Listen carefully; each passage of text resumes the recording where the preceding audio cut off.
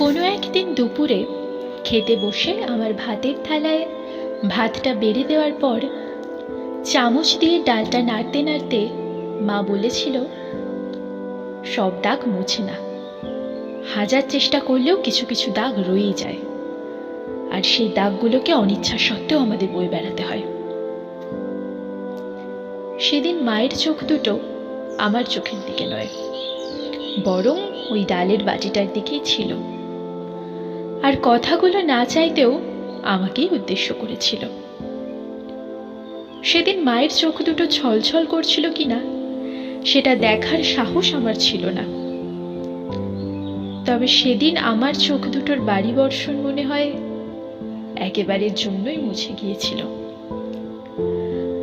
মায়ের সেই কথাটার উত্তর আমি সেদিন দিতে পারিনি, তবে হ্যাঁ, আজ বলতে পারি, সব দাগকে মুছতে নেই, কিছু কিছু দাগকে যত্ন করে মনের মাঝে আঁকলে রাখতে হয়। আর এই দাগগুলোই হয়তো আমাদের আমি সত্তাটাকে আরো বেশি করে মনে করিয়ে দেয় আমাদের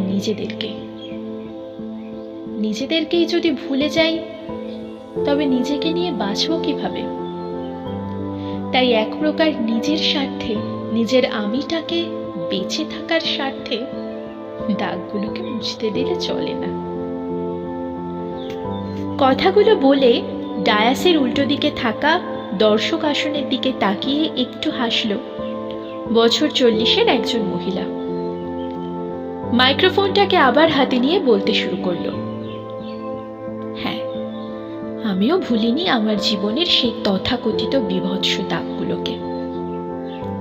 পাপড়ি দাশগুপ্ত তার পাপড়ি মেলে স্নিগ্ধতা নিয়ে এখনো বেঁচে আছে।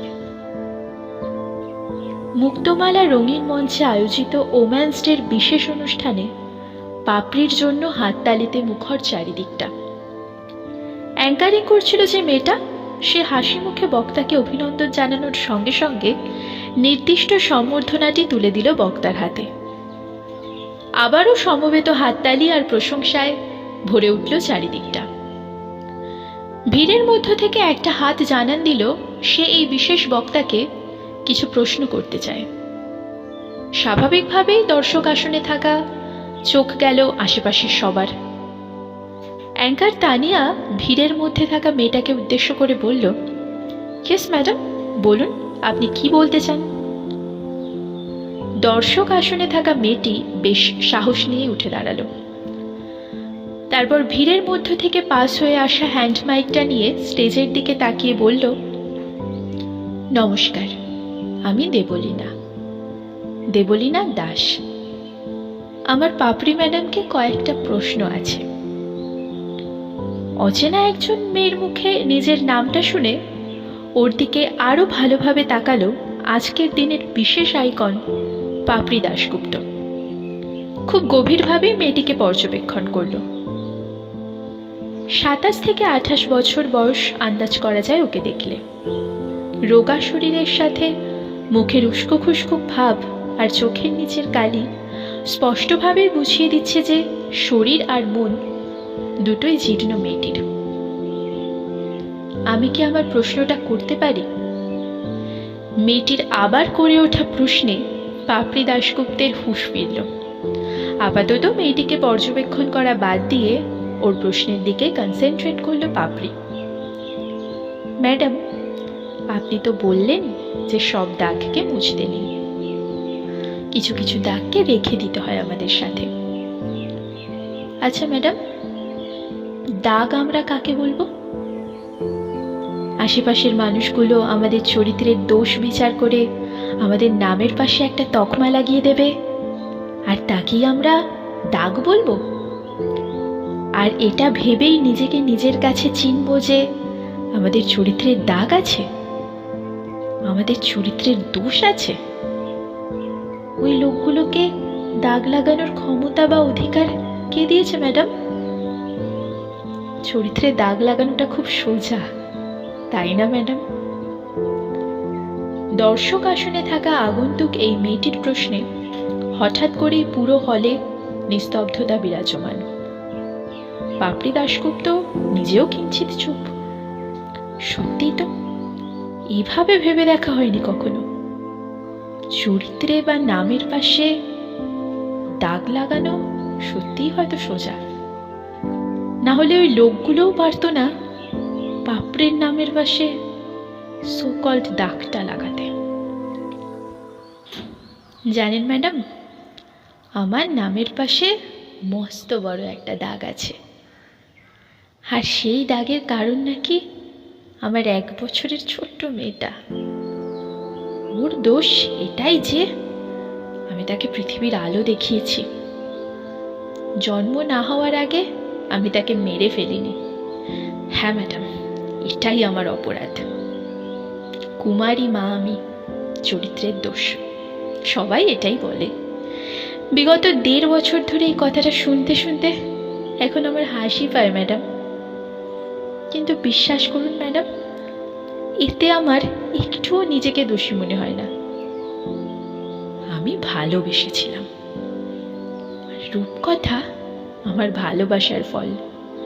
সে আসতে তার বাবা তাকে অস্বীকার করেছিল, আমাকে বারবার বলেছিল তাকে মেরে ফেলতে, কিন্তু আমি সেটা করিনি। আমি আমার সন্তানকে সবার বিরুদ্ধে গিয়েই পৃথিবীর আলো দেখিয়েছি ম্যাডাম। হ্যাঁ ম্যাডাম, আমি ঘর ছেড়েছি, আমার আপনজনদের ছেড়েছি, বলা বাহুল্য তারা আমাকে ছেড়েছে। কিন্তু এত কিছুর পরেও আমি আমার অংশকে ছাড়িনি।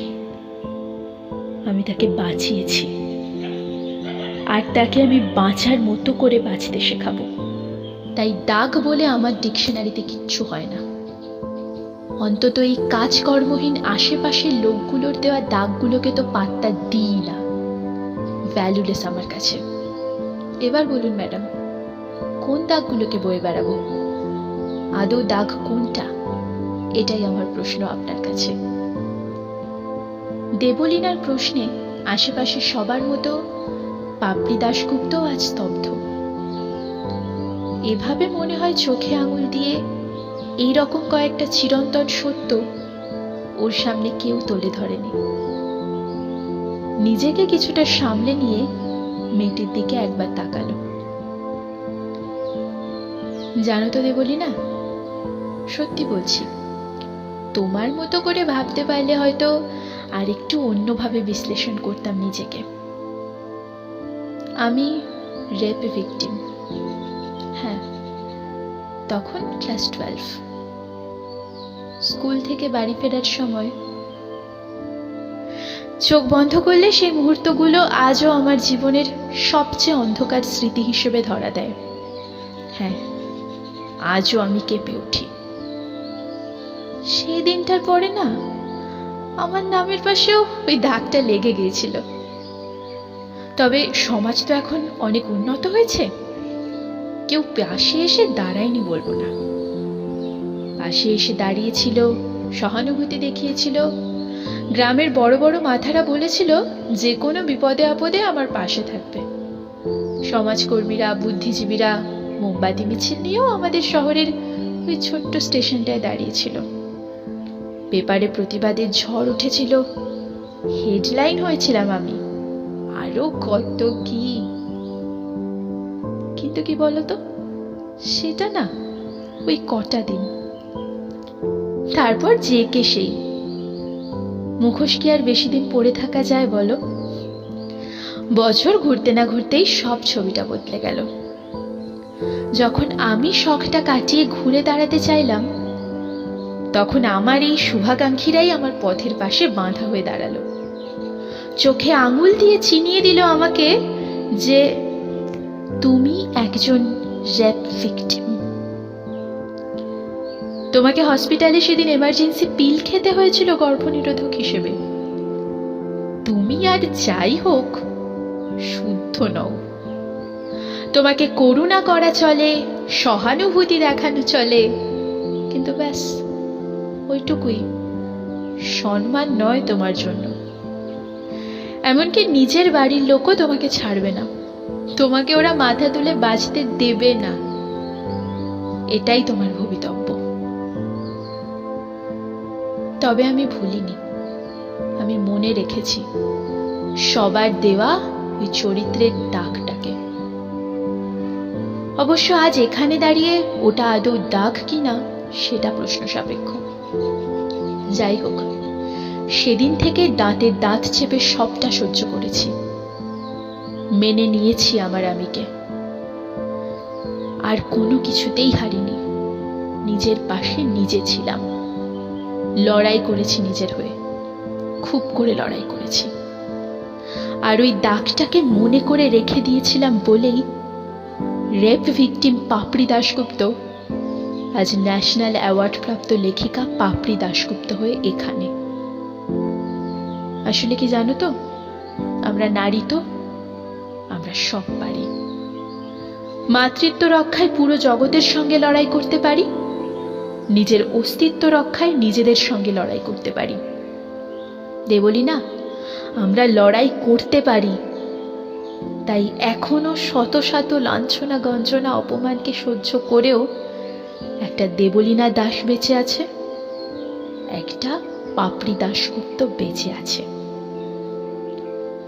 মাইক্রোফোনে সুর খেলে গেল পাপড়ি দাশগুপ্তের নিজের ভাষায় সাজানো কয়েকটা কথা।